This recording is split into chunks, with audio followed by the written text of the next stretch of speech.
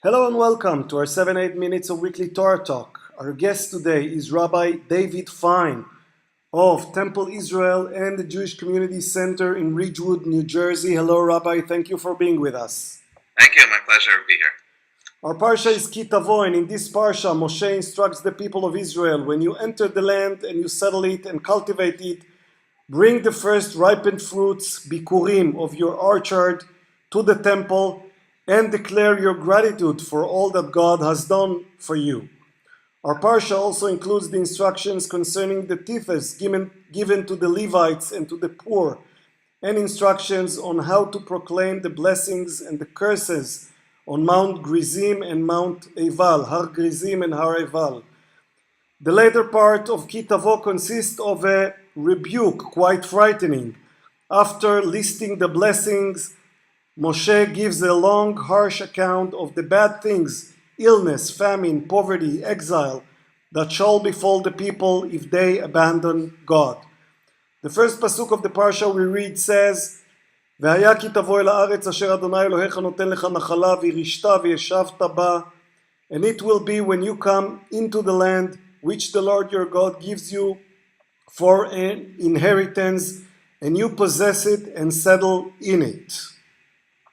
So, Rabbi, one of the things, the thing that we are supposed to say when we bring the bikurim, the first fruit, to the temple, this is something that people used to say years ago when the temple was still built. We cannot say it today in the temple. Nevertheless, every Jew is supposed to say it once a year in Passover. So let's talk about this interesting passage from the Torah. Thanks. No, it always struck me that we sort of get the holidays confused there because in the Torah it's for Shavuot and we do it on Pesach. On Pesach, it's the Arami Oved Avi. My father was a wandering Aramean, sojourned in Egypt, then had hard labors. God took us out of Egypt, brought us into the land. It's the central passage of the Magid, the part of the Haggadah that we use to tell the story, and it's part of one of our oldest parts of our literature is the Haggadah of Pesach. Scholars say it's the oldest midrash that we have. The way I've always understood it is the reason why the authors of the Haggadah chose that passage for the center of the Haggadah is because the people already knew it. They knew it because it was the formula that they had to say every Shavuot when they would bring the first fruits to the temple. So it was something that was on people's lips that they were familiar with. We are used to a Siddur and Machzor as we're preparing now for Rosh Hashanah Yom Kippur with an endless amount of prayers and things for people to say. In ancient times, there was very little that people said.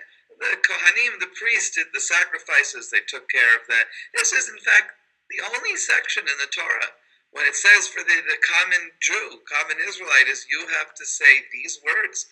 I mean, even in the Shema, it says teach these words, repeat these words. But here it's a specific paragraph. The only other thing that comes close to it in the Torah is the Birkat Kohanim that the priests say, God bless you and keep you. But that's the Kohanim say to the people.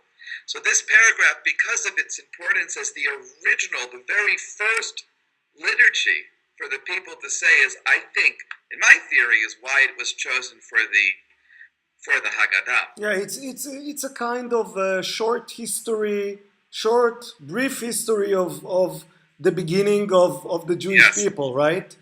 So why this? To tell us that what connects us is our shared history. What is the essence, value of this passage? Yeah, the role of history is what's so important. That here we think about the context in the Torah. The farmers are bringing the bikurim, the first fruits, to the temple. But what they say is not about, we thank you, God, for bringing sunlight, for bringing water, for giving us a fertile soil.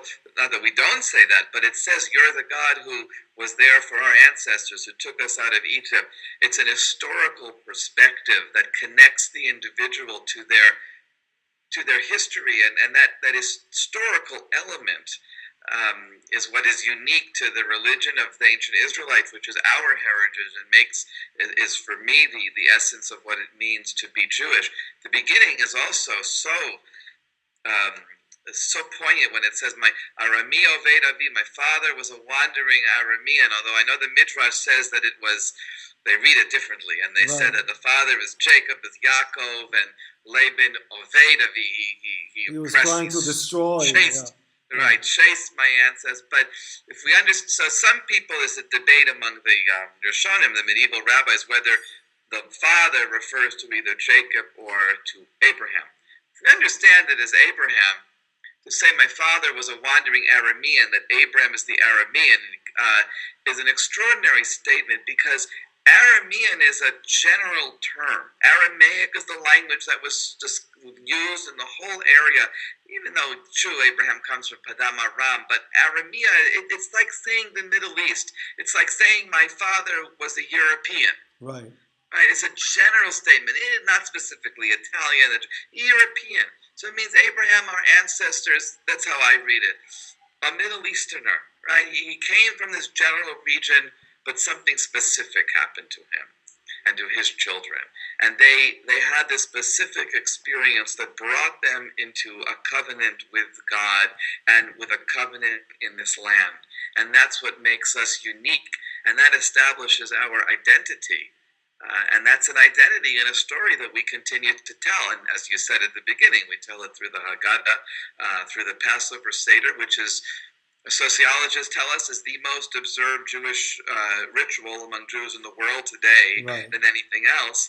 How extraordinary that ritual is about the same words that our ancient ancestors spoke in the ancient temple. And I'm always puzzled by the dichotomy here, or the contradiction between the two occasions in which we say this paragraph, when we sit at the Seder table or when we sit at our land, yet the paragraph itself talks about, it doesn't talk about sitting in a certain place, it talks about wandering from one place to the other.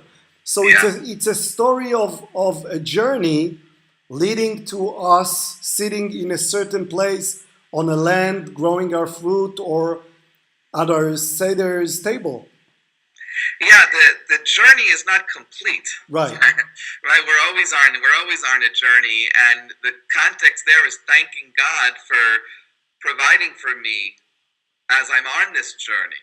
Right? The ancestor was going from one place into another place, and they went to Egypt, they came here. The land, certainly for Jews who are in Israel, there's the holiness of the land, but for Jews throughout the world, there's a sense that wherever we are, as we continue our journey in the diaspora, that we appreciate God's blessing, who have transmitted our heritage from the past generations, our history, our traditions to us, and we understand that what's incumbent upon us is to pass that on to the next generation. Can it also be a warning, like the one we have in our own parsha? Well, now you sit at your Seder table and you're comfortable, and you might get too comfortable for your own good. So remember, you didn't always sit here, and you might have to wonder again if you don't make sure to do the right thing. Yeah, and that's where the Tochacha at the end of the Parsha is related to the first fruits ritual at the beginning of the Parsha. Right. That we don't take for granted the blessings of fertility and a family of children and of the land being fertile, because the land can spew us out. And so I'm saying, whether we understand that as literally talking about Eretz Yisrael, or whether we understand it in a more metaphorical sense of the blessings that we experience in life, the lesson is the same lesson, to not, as you said, not to take our chair that we sit in comfortably as a granted, but understand that we are, and that's where the sense of the Jewish experience as a journey makes sense, because we can take our things on our back, travel from one place unto another place, but we understand that what we have, where we stop on the journey, we're a link on that itinerary, if you will, in the same way that the Torah continues to recount for us the itinerary of our ancestors. Rabbi, thank you so much, and Shabbat Shalom. Shabbat Shalom.